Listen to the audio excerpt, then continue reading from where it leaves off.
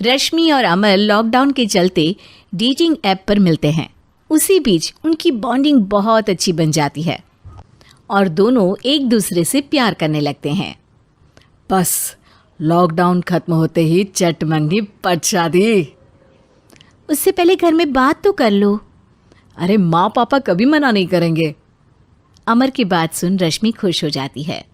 ऐसे ही दिन बीतते हैं और देखते ही देखते लॉकडाउन खुल जाता है, जिसके अगले ही दिन अमर अपने परिवार के साथ रिश्ता लेकर रश्मि के घर पहुंच जाता है। अभी लॉकडाउन खुला ही है और कोरोना तो ख़त्म भी नहीं हुआ, इसलिए ज़्यादा कुछ ना करके अगले कुछ दिनों में छोटे फंक्शन के साथ शादी कर लेते हैं। अमर के पापा की बात पर सब सहमत हो जाते हैं।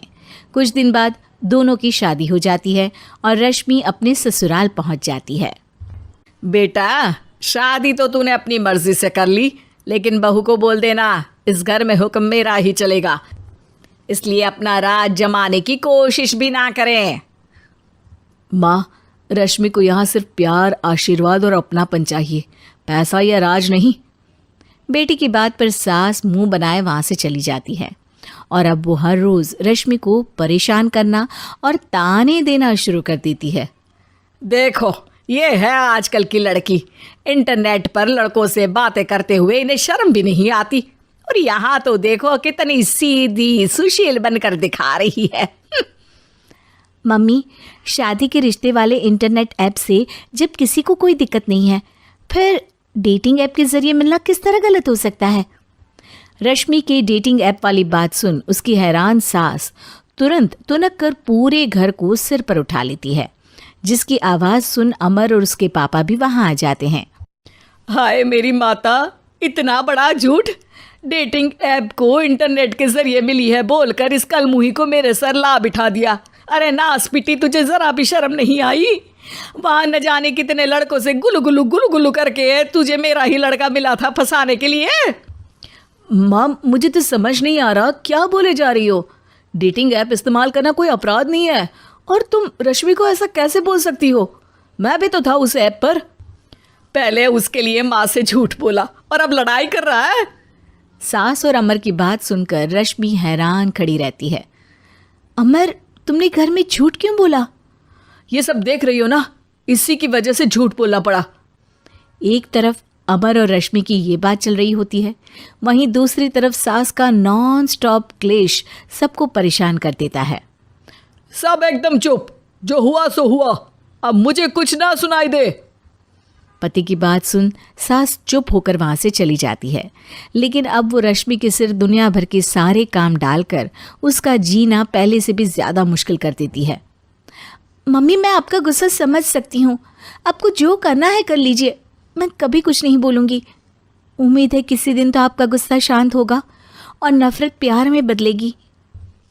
रश्मि की अच्छाई को उसका नाटक समझकर सास गुस्से के 7वें आसमान पर चढ़ जाती है और उसी शाम रश्मि को नीचा दिखाने के लिए अपनी सहेलियों को घर बुलाकर उसकी बुराइयां करने लगती है।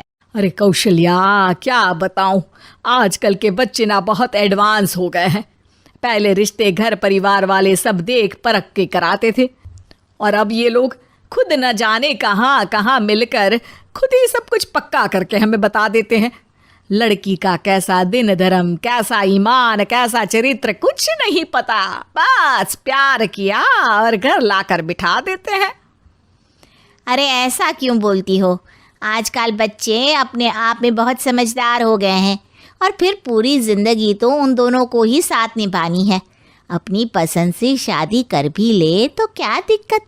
तू ही देख ले, पहले इतना अच्छा बेटा और अब सोने पर सुहागे जैसी सर्वगुण संपन्न बहू।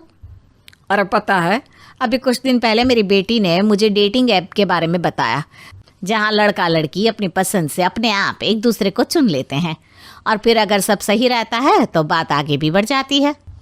अरे इसमें इतना खुश होकर क्या बता रही हो? ये तो गलत है। न जाने कौन क्या है, कितना झूठ कितना सच है।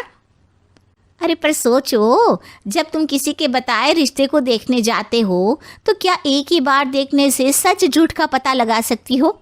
ज़रूरी नहीं कि बच्चों का लिया फैसला हमेशा गलत हो। अरे बहुत बार हमसे भी तो गलत फैसले होते हैं ना।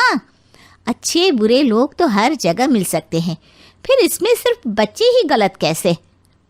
सहेलियों की बात सुन सास सोच में पड़ जाती है और इसी तरह कुछ दिन बीत जाते हैं, जिसमें ना तो वो रश्मि को परेशान करती है और ना ही कोई ताना सुनाती है, जिसे देख रश्मि परेशान हो जाती है। मम्मी, आपकी तबीयत तो ठीक है ना? कुछ दिनों से देख रही हूँ आप मुझे कुछ बोलती ही नहीं। तो मेरा परेशान करना ज्यादा अच्छा लगता है क्या? नहीं, आपकी शांति उससे ज्यादा परेशान कर रही है। शांति इसलिए है क्योंकि मुझे एहसास हो गया है कि गलत तुम लोग नहीं, मेरी सोच है। प्यार तो एक सुंदर एहसास और शादी खूबसूरत साथ है। अगर ये साथ सच्चा है तो कहीं पर भी किसी भी तरह जुड़ा हो उससे कोई फर्क नहीं पड़ता। आप कौन है? इतनी अच्छी बातें मेरी पत्नी तो नहीं बोल सकती। क्या आप भी?